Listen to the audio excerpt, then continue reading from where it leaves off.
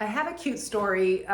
Well, it wasn't so cute, but just the other day, my daughter called and she was in tears, and she has a newborn. He's 3 months old. And in the 3 months, she's been on antibiotics 6 times because she keeps coming down with different infections. Her body's really run down from stress and things like that. And so she called me crying and just headache and fever and everything. And I knew she was on her 6th round of antibiotics in 3 months.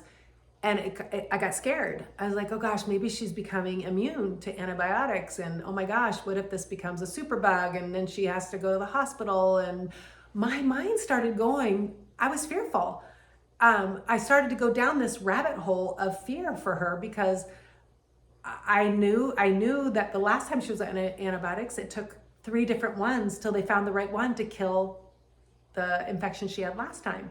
And so I got scared and I was like, I'm coming down, because she lives an hour and a half away. I'm driving down from northern Arizona and I'm coming down. And she was like, yes, please come. And so on the way down, in my head, I was fearful. And I was like, what if this happens or this happens, or oh my gosh. And me personally was pulling from the past.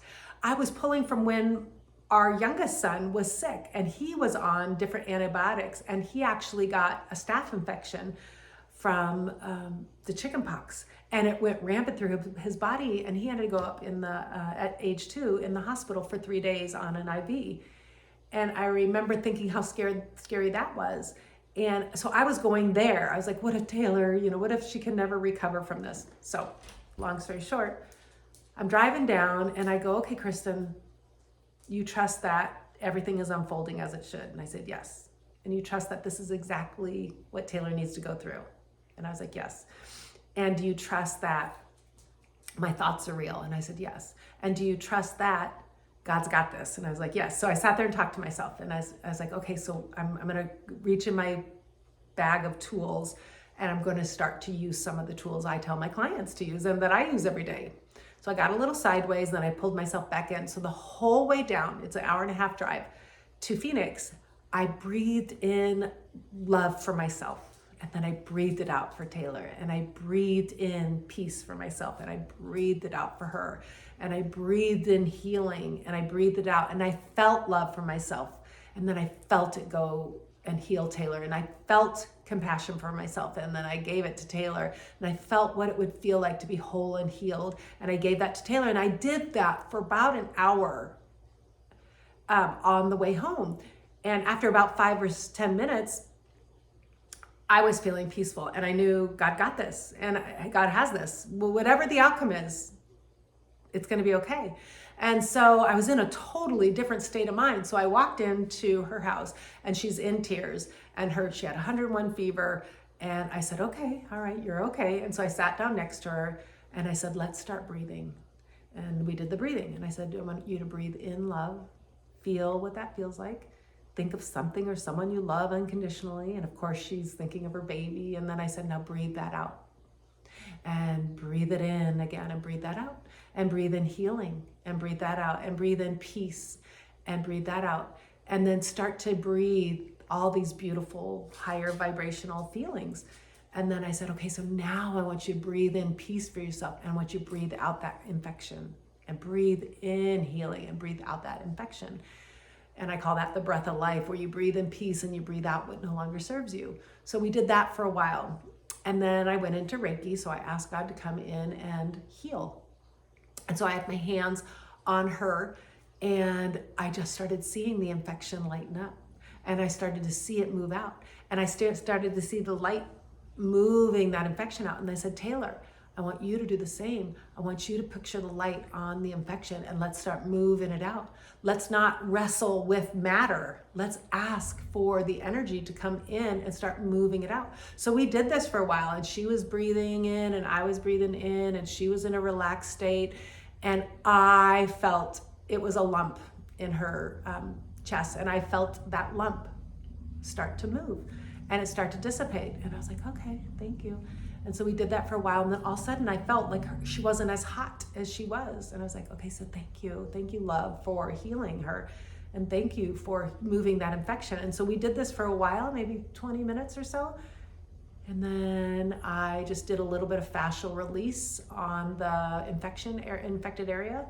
And then all of a sudden I felt like it is done. So I said, okay, honey. And then I brought her back kind of to a state. So I always get someone in the gamma state where they're really relaxed and receptive to healing. So I kind of brought her back into her body, and she looked at me, she goes, Mom, I feel great.